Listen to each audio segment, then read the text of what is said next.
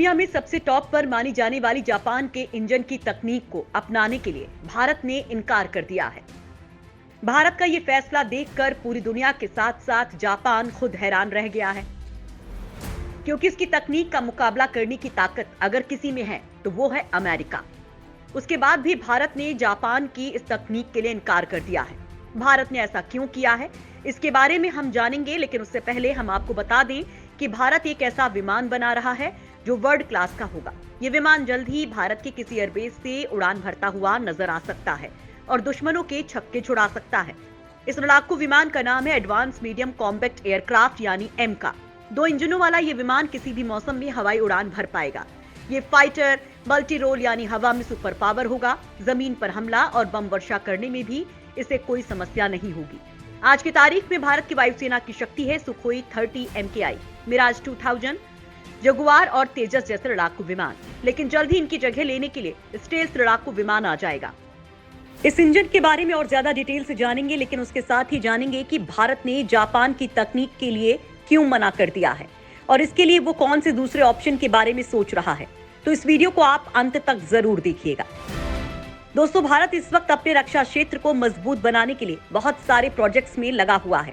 भारत सरकार 3 सेनाओं की ताकत बढ़ाने के लिए अपने आत्मनिर्भर भारत मिशन के तहत स्वदेशी हथियारों को डेवलप कर रही है। इससे कई फायदे होने वाले हैं।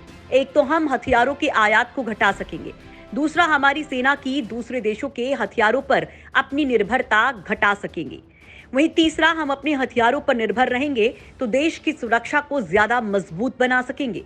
किसी इमरजेंसी की हालत में हमें किसी दूसरे देश की तरफ देखने की जरूरत नहीं होगी। इस मिशन को लेकर भारत तीनों सेनाओं के लिए ऐसे ऐसे हथियार तैयार कर रहा है जिससे दुश्मन उनके नाम से कांप जाए। इस कड़ी में वायुसेना के लिए एक ऐसा खतरनाक फाइटर जेट तैयार किया जा रहा है जिससे दुश्मन देश के होश उड़ जाएंगे। इस लड़ाकू विमान का नाम है एडवांस मीडियम कॉम्बैट एयरक्राफ्ट यानी एमका। दोस्तों, एमका एक 5वीं जनरेशन का मीडियम रेंज कॉम्बैट एयरक्राफ्ट है।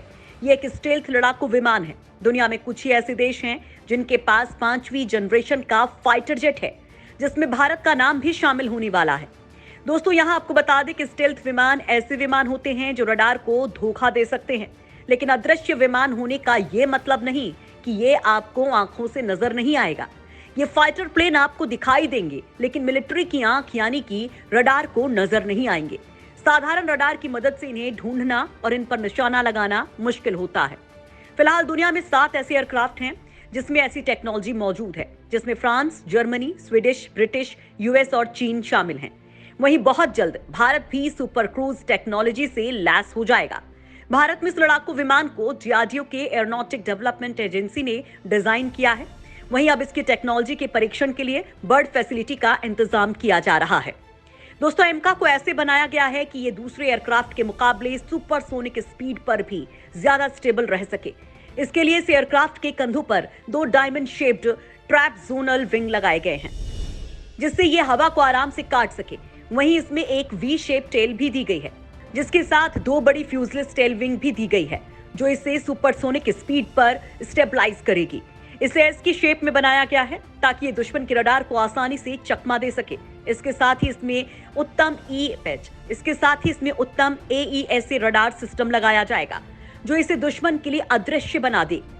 दोस्तों, जब भारत ने एमका को डेवलप करने की बात की थी, तब ब्रिटेन ने इसे लेकर बहुत मजाक बनाया था, क्योंकि उनका मानना था कि भारत ऐसे प्रोजेक्ट पर काम कर ही नहीं सकता है। इसके पीछे का कारण ये भी रहा है कि इस तरह के विमान को बनाने के लिए बहुत से देशों ने प्रोजेक्ट तो शुरू किए, लेकिन वो उसमें सफल नहीं हो पाए और आधे में प्रोजेक्ट को बंद कर दिया गया। ऐसे में भारत तो एक डेवलपिंग कंट्री है और ऐसे फाइटर जेट डेवलप करना उसके बस की बात नहीं है।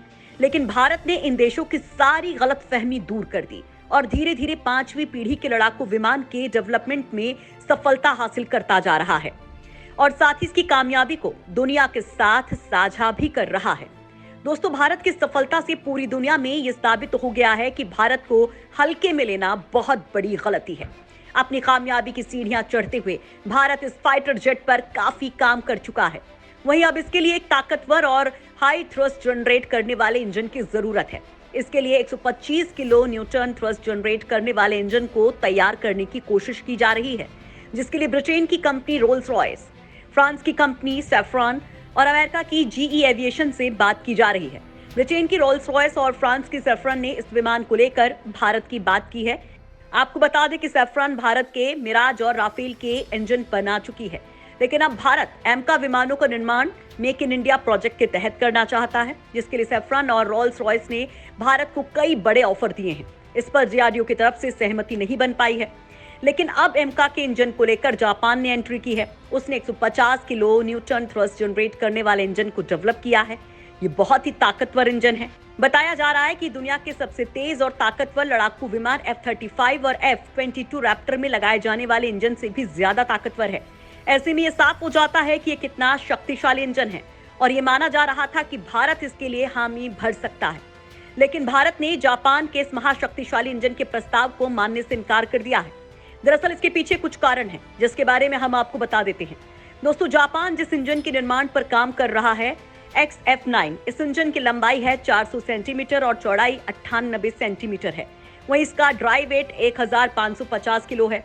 दोस्तों, आपको बता दें कि ड्राई वेट का मतलब होता है कि इंजन को फाइटर जेट में फिट करने के लिए बहुत कम जगह की जरूरत हो और साथ ही ये हाई थ्रस्ट को भी जनरेट कर सके। इसकी ताकत भी काफी ज्यादा है। ये 150 किलो न्यूटन थ्रस्ट को जनरेट कर सकता है।